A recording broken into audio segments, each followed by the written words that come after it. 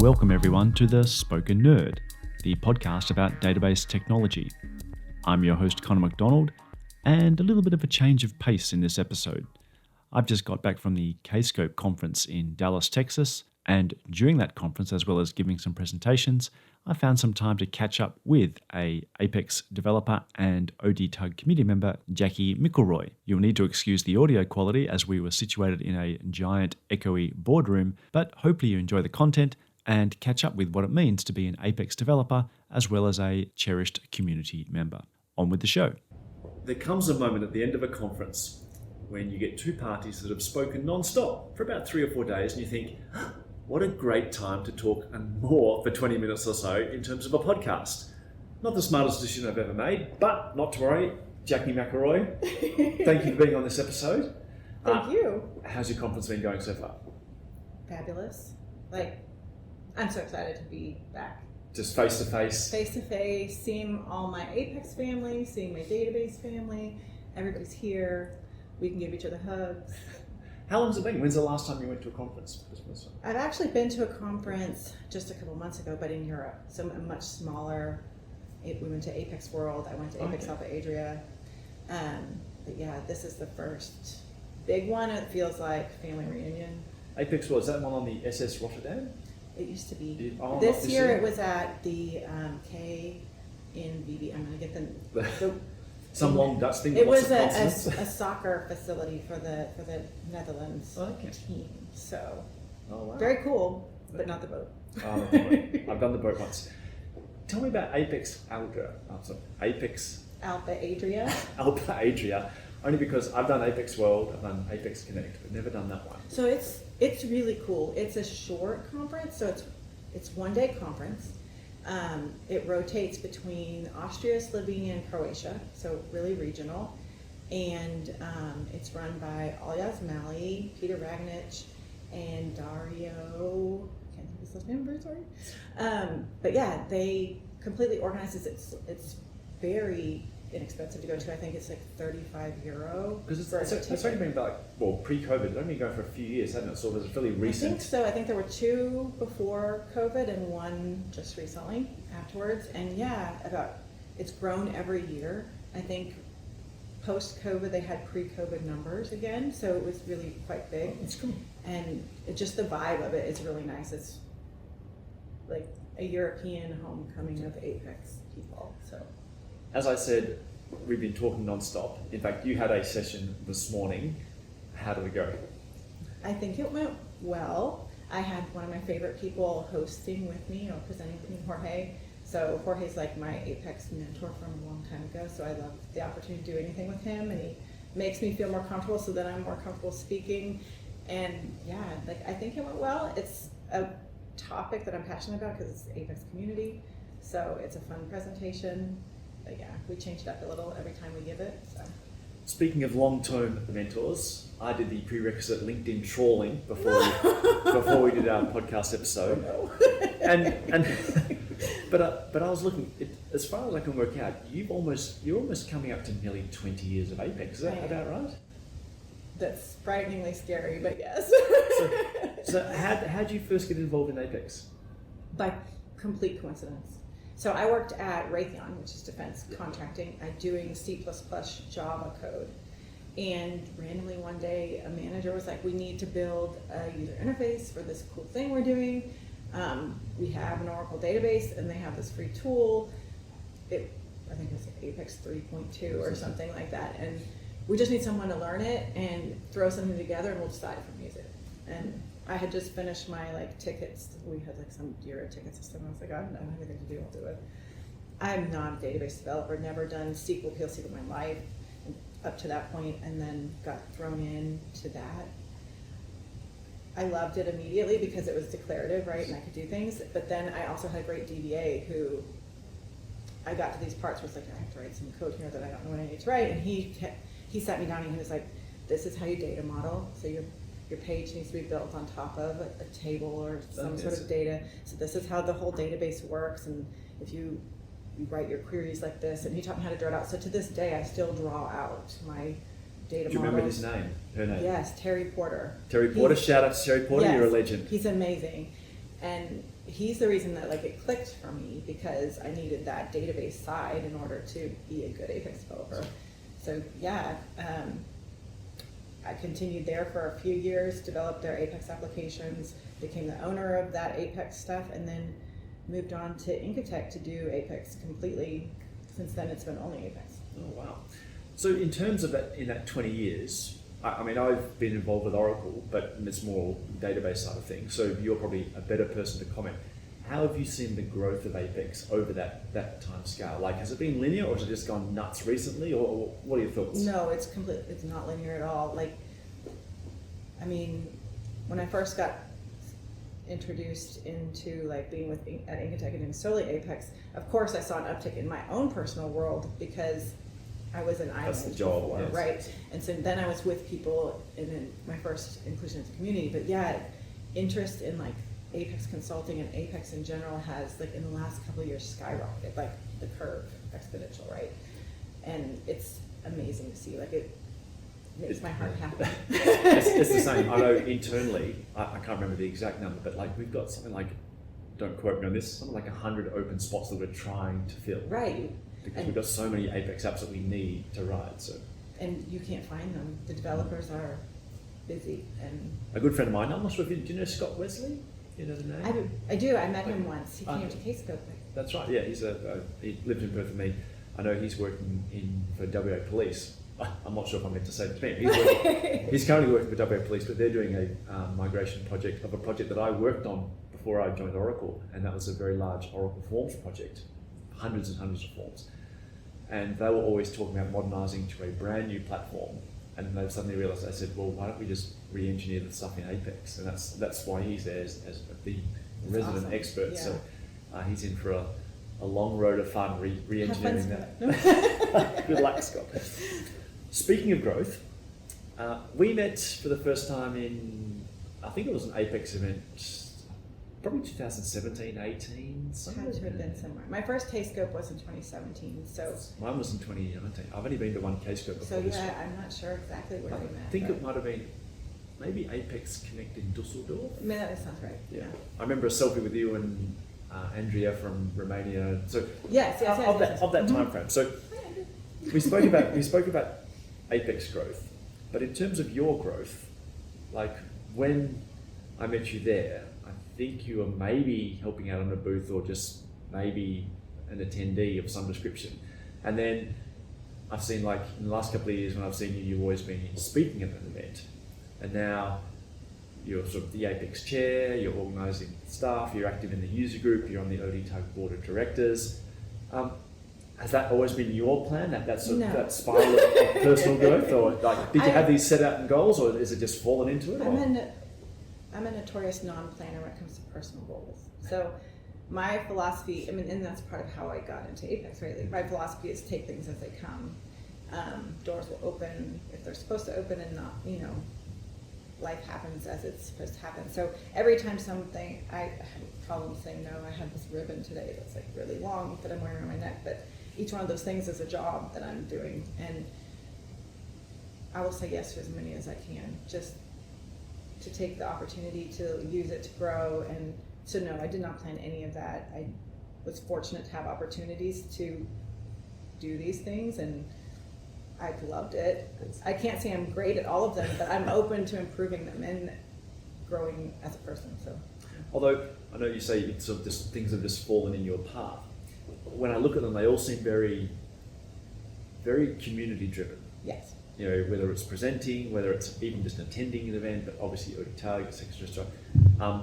Is that a conscious focus that are you driven by community things, or is it just been luck that they've come your way, or no? How do you see your place in the community? I'll give you a little background. When I worked at Raytheon and I was an island of Apex, we didn't even have Google. We were a closed environment. So I was very much on my own. So the thing that opened up to me when I moved to a place like Incotech and was able to have a team of Apex people was the Apex community, and I fell in love with it, right? So these people that are just willing to share information and go to conferences and learn and help each other. I was like, this is amazing. Like, I love this. So those choices, maybe I say yes to more things involving the community just because I wish I had it sooner in my own growth. So I'm do anything I can to keep these things going. And that's similar to me many years ago. I won't say how long ago. I was working for a large mining company in Perth, and they were probably one of the big Oracle customers. And because of that, you stroke your own ego. You sit there and going, well, I'm working on some of the bigger databases in Australia, therefore I know everything there is to know. And my partner at the time said, let's go travelling in England because Y2K was coming around. Well, we both had EU passports, so we could work in the EU. And we thought, easy money, great way to see the world. And that was one of those great humbling experiences when I met, every place I worked, I met people who were doing more sophisticated stuff with the database, with less money, less servers, less resources. And in fact, the thing that got me involved in community first was a guy named Dave Ensor, who was a legend of the Oracle community in perhaps a bygone generation, came and did a talk on the 20 most common mistakes you make with your database. And I went along to this user group event, and he starts off with the first one, and as I ticked off all 19, that I was making 19 of the top 20 mistakes, I thought, maybe I need to learn a little bit more. and it was community driven. That's when I first got into, in the UK OUG, they used to call them SIGs, special interest groups. And so I went to some SIG events as an attendee, and then did a few presentations, and it's the same thing. You realise that no matter how focused you are, if you're in an island, you never see the whole picture. Right, and just so much knowledge and things to learn. Yeah. Speaking of islands and little islands, once again LinkedIn trawling. as I look through the employment history, we have Garland, Texas, Irving, Texas, Dallas, Texas.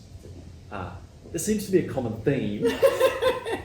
Were you born in Texas? I was not, but I don't like to admit it very often because most Texans, I've been here a long time, I've been here since I was 5, so I consider myself Texan. I was born in Oklahoma.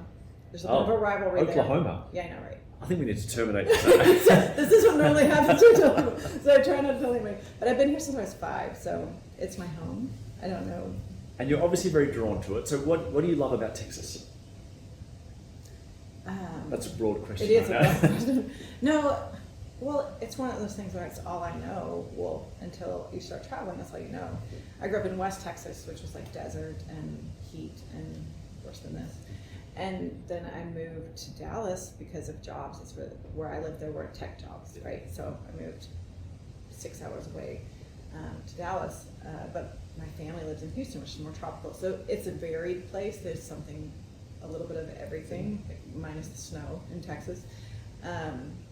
But yeah, and everybody's friendly. Like, I travel places now, and I always smile at people and make eye contact when I'm walking on the street. And I've learned that other cultures do not do that, and I am a crazy person. So, but that's the same. I find one of the things I love coming to the United States, almost anywhere in the United States, is everyone's very verbose, and I mean that in a positive way. It's like everyone will happily give you the time of day.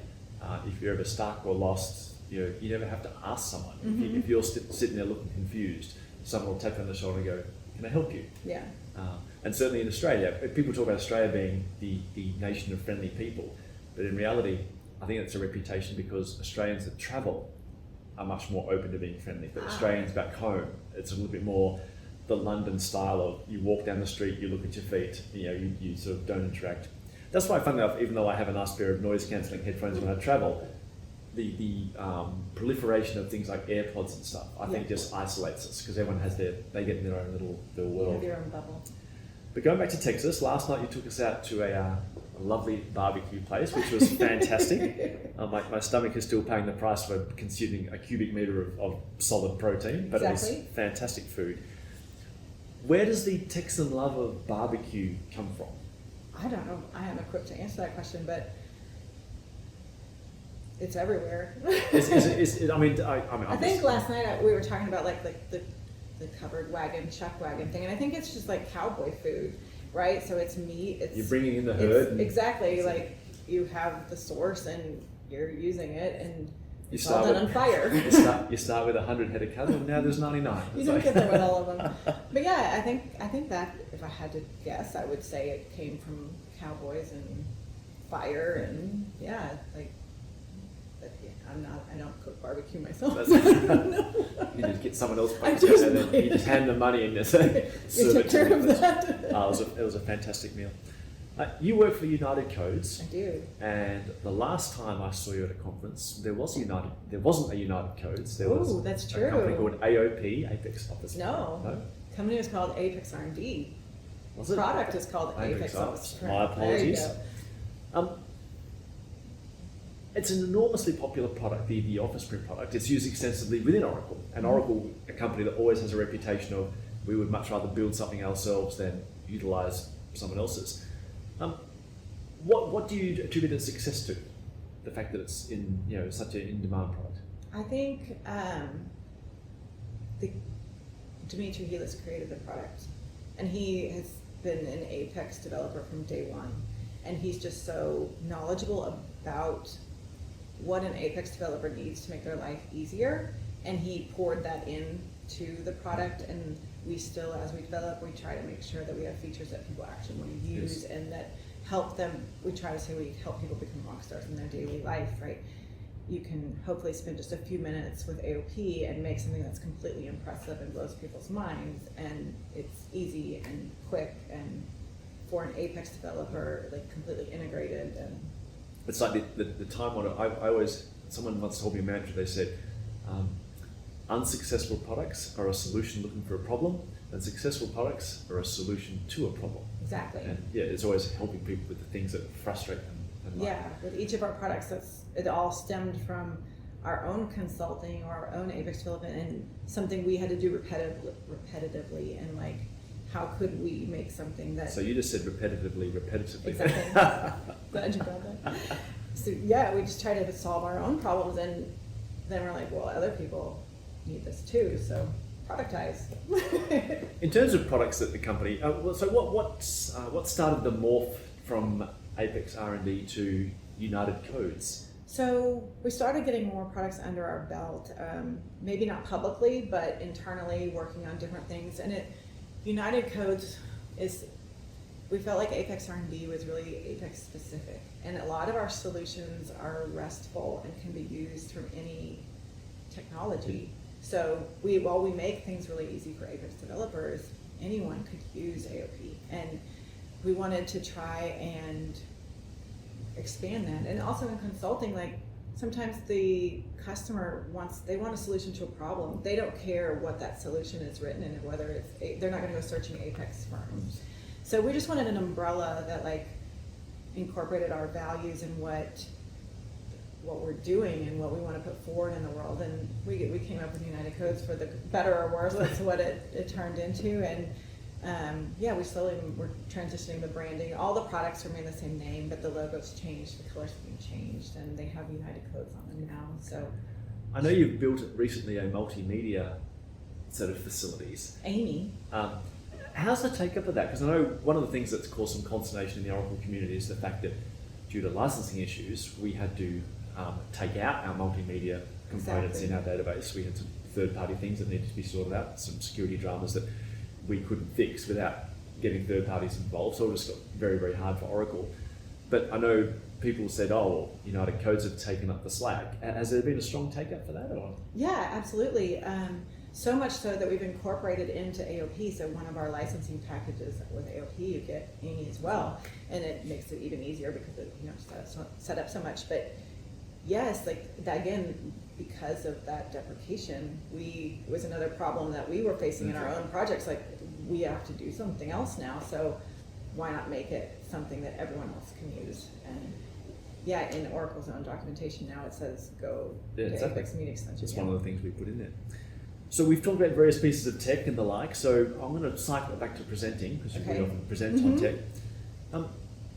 You're now gained a lot of experience presenting. What advice would you have for anyone that's thinking about getting into presenting? They're thinking, this is a way of getting involved in the community, but they're like, oh my goodness, it's presenting, it's standing up in front of a group of people and getting, No, these are the exact feelings I say every time I do it.